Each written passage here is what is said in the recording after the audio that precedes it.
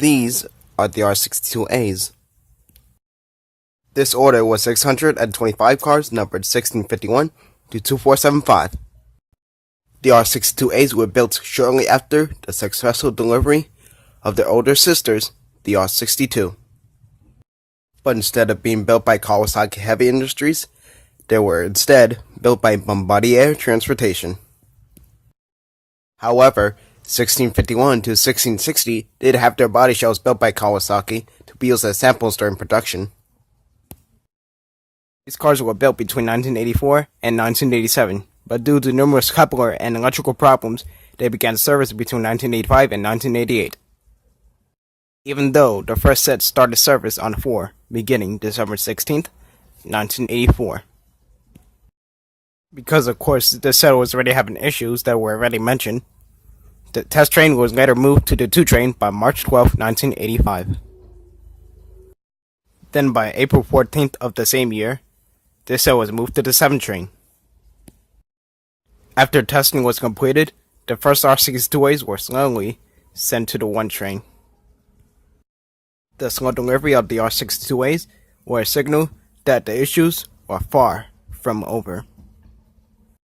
On June 16, 1986, 11 new R62As and 1 spare for the 1 were sent to the 6 line.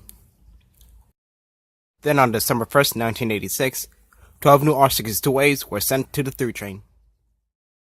By this time, the current delivery plan was to be 1651 to 1906 for the 6 train, 1907 to 2159 for the 3 train, and finally, 2160 to 2475 for the 1 train. When delivery was completed by 1988, the assignments remained the same, except 1907 to 1909 were sent to the 6 instead. Damn. All these issues and delays with the R62As kinda remind me of another order that was made by Bombardier.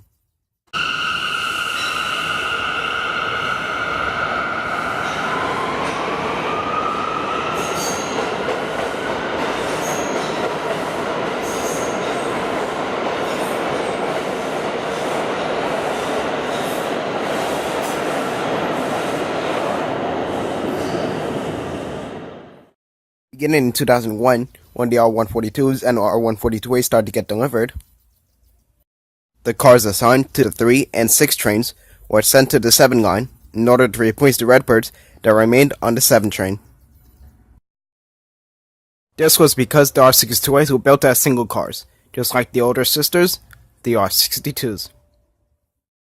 Although a handful were already converted into 5-car sets, the 3 train cars were not converted due to the 3 train being 9 cars long at the time.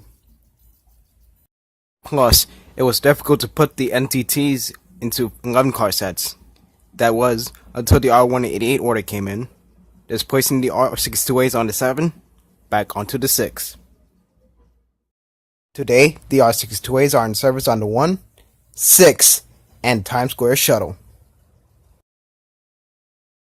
Some trains continue to remain on the 7 train, until CBTC is ready for the line.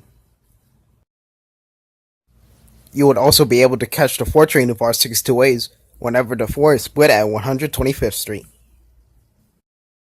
Even though sometimes R62As do appear on the 4, even if there is not a split at 125th. Even though R62s and R62As are similar in design, there are quite a few differences. For example, most roll signs are different. The interior lights on the R62As were also slightly different. And of course, who could forget the traction system? The traction system is Adrian's eCam propulsion with 4 Westinghouse 1447J motors per car. Here are a few clips with R62As using this traction system.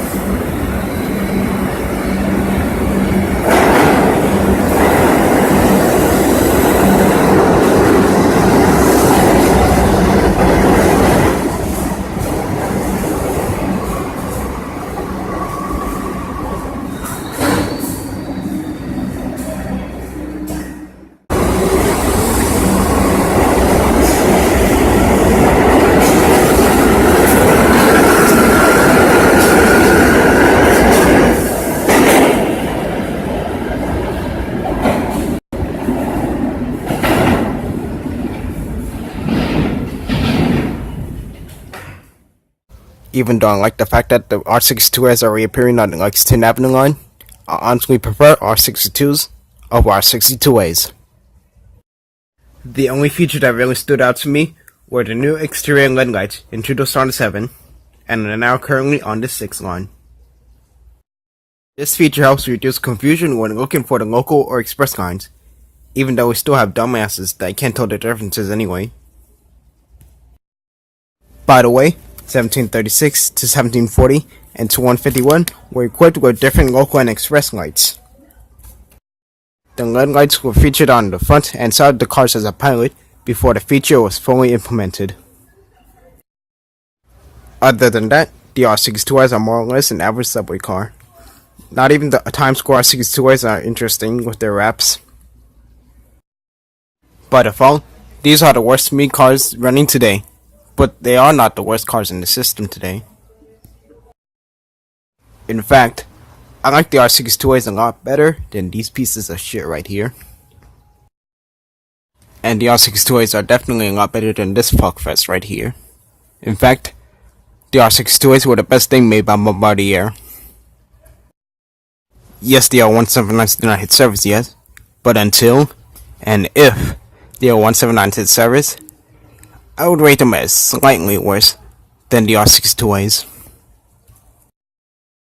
The R62As are due for retirement in the 2020s, but one unit, 1909, was involved in a derailment at Hunts Point on November 24th, 1996. With one unit down, this is so much better compared to the lifespan of the R62s. Even so, the R62s and R62As still have at least 10 years before they start falling apart, which means that both the R62s and R62As have a handful of years to live before they will truly be missed by the railfan community. So with all that said, thank you guys for watching, hope you enjoyed, and stay tuned for more MTA content as always.